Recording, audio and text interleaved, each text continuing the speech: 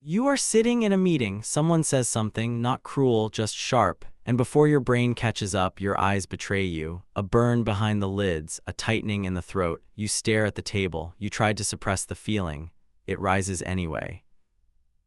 You have done nothing wrong. Your body has just made a decision without you, and somewhere in the back of your mind, an old voice whispers the same thing it always does. Weakness. Get it together. Hide it. You have heard that voice your whole life, in a classroom, in a locker room, in a hospital corridor, from a parent who loved you and still told you to stop, from a culture that decided very early that the dry-eyed face was the strong one. But what if that voice is wrong? What if the tears were never the malfunction? What if the malfunction is the silence we have been taught to perform instead? Here is what no one told you. Crying is not a leak. It is not the body failing to hold itself in. It is one of the most precisely engineered signals your species ever evolved. And the people who do it easily are not the weakest among us. They might be the most accurate.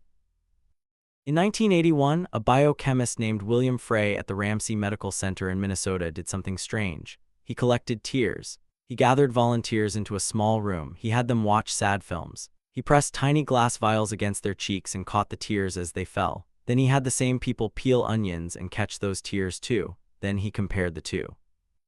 They looked the same, they tasted the same. Under a chemical analysis, they were not the same at all.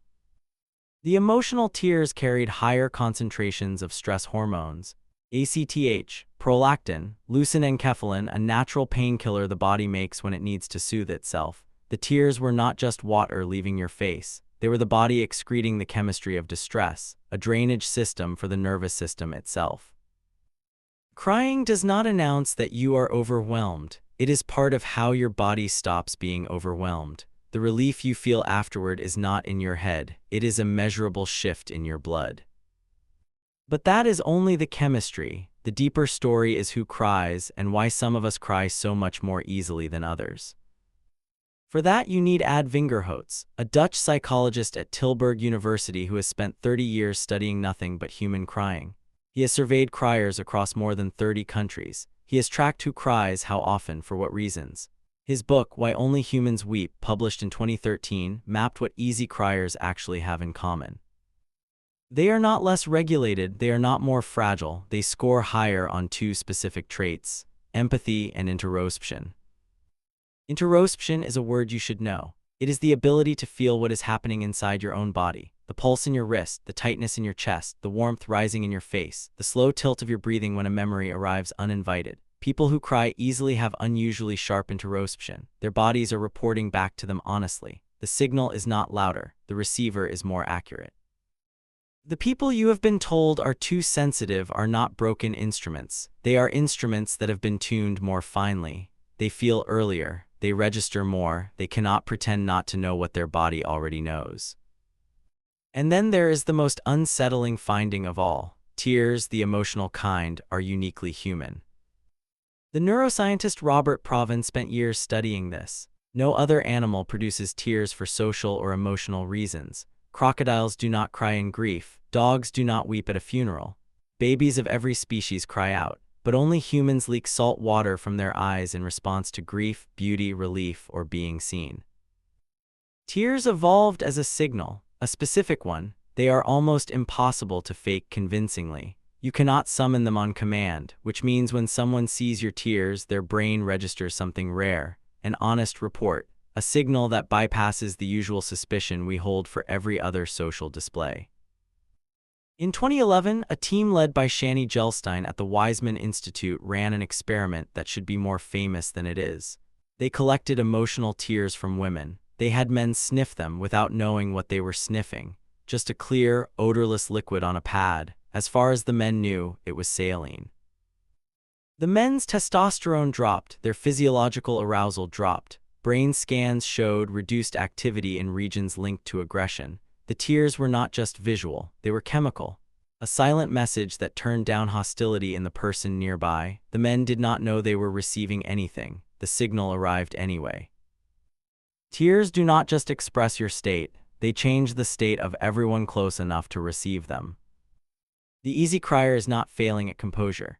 The easy crier has a body that more honestly reports its internal weather, a signal system that more reliably recruits help, softens hostility, and bonds the group.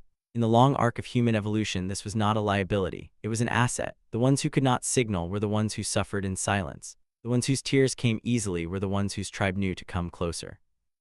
Somewhere along the way, we inverted this. We decided that the silent one was the strong one, that the body's most honest signal was a flaw to be trained out.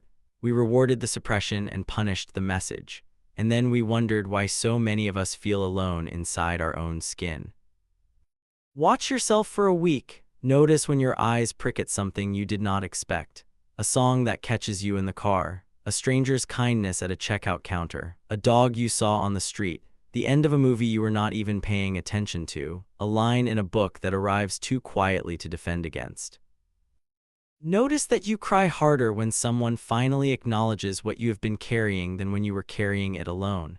Notice that you sometimes cry by yourself, in the car, in the shower, with no one to signal to, and feel embarrassed anyway, as if your own body owed someone an apology.